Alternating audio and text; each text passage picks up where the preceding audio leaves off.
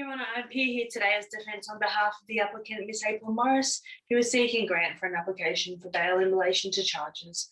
Ms Morris was arrested, remanded in custody and charged with the following 4 offences: common assault, Section 23 of the Summary Offences Act; causing injury intentionally or recklessly, Section 18 of the Crimes Act; persons found drunk, Section 13 of the Summary Offences Act; and willful destruction and damage of property, Section 9 of the Summary Offences Act. None of the aforementioned offences are scheduled offences under the Bail Act, and therefore Section 4 capital A and 4 capital C of the Bail Act are non-applicable, which relate to the requirement to show exceptional circumstances or compelling reason as to the grant of bail, and therefore I will leave it to the prosecution to satisfy you today that there is an unacceptable risk for granting the applicant bail. The accused in the matter is 27-year-old Australian citizen April Morris. Ms Morris is in a de facto relationship and resides with their partner of 2 years, Paulina. Throughout her employment status, Ms Morris proves herself to be a motivated individual, earning an admirable salary of $125,500 from her role in marketing, which deems her to be a key contributor to financial stability within the household. In addition, Ms Morris has shares worth more than $75,000 and savings in excess of $50,000. Ms Morris, alongside her employment, is an inspiring individual. She engages with an online community where she's known for posting inspirational messages to others on her social media accounts regularly. Furthermore, Ms Morris continues to prove herself as a goal-orientated individual as she has obtained her commercial pilot licence. She has a previous blemish on her record, Your Honour, for driving while suspended. However, this was 5 years ago and there was no conviction recorded. Since then, Your Honour, Ms Morris has made significant lifestyle changes, inclusive of a new career, new relationship, and new outlook on life and her decision-making. Your Honour, as I'm sure you are aware, under Section 4 of the Bail Act, it provides for the entitlement to bail where a person accused of an offence and being held in custody in relation to that offence is entitled to be granted bail unless you are required as the bail decision-maker, Your Honour, to refuse bail by this Act.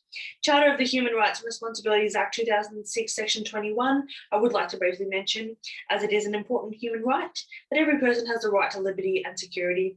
As we understand, in holding the applicant in detention, Your Honour, we are talking about the deprivation of Ms Morris's liberty, which is not to be taken lightly. So if we can steer clear of that, we must.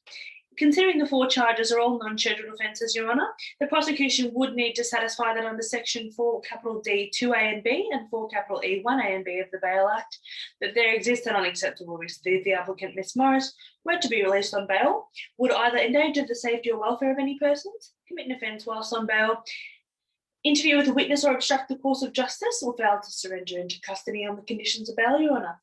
The nature of the charges are very much out of character for Ms Morris, and the conduct on this occasion is inconsistent with her usual behaviours, the way she conducts herself and her mannerisms.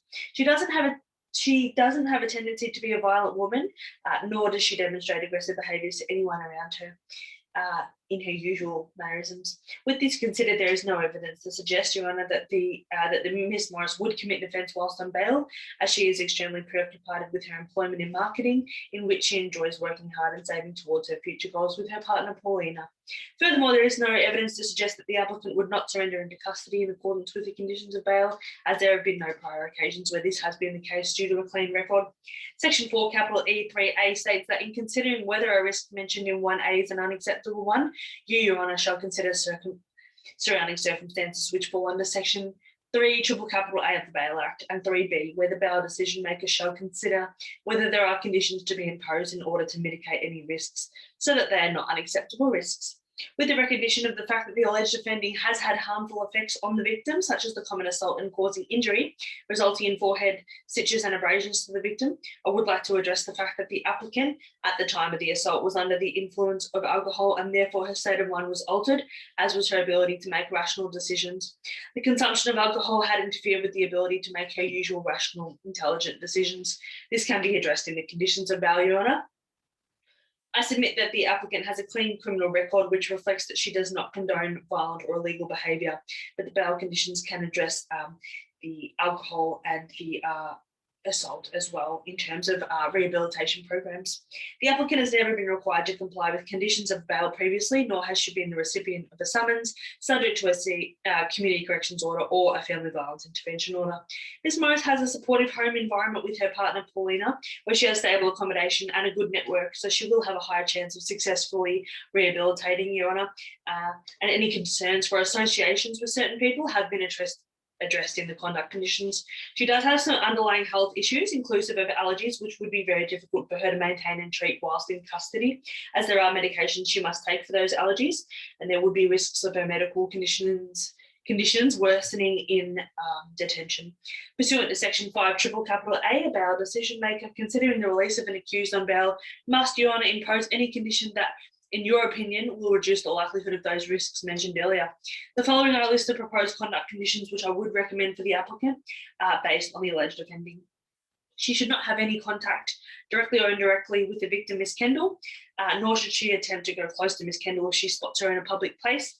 She should not have any contact directly or indirectly with the two witnesses of the alleged offending. And I recommend that she's not to associate with her childhood friends who on the facts are affiliated with or are members themselves of a local crime gang. Not that I hold doubt that she would fail to surrender into custody. However, to reduce the likelihood, I would recommend she surrender her commercial pilot license and passport as soon as reasonable to do so.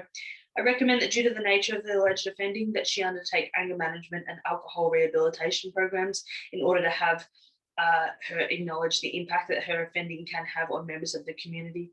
In accordance with Section 5 triple capital A of the Bail Act, subsection 2A, to my knowledge, Your Honour, the proposed bail conditions are no more onerous than is required to reduce the likelihood that the accused may do something mentioned in Section 4 capital E, subsection 1A to D.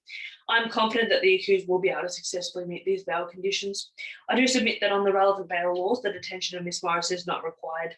The aforementioned bail conditions I am confident would suffice in addressing the circumstances here, Your Honour, rather than detaining Ms. Morris, where we could see adverse effects. Thank you for your time, Your Honour, and I will now leave it to the prosecution to satisfy that there is an unacceptable risk in our granting bail for the applicant today. Thank you.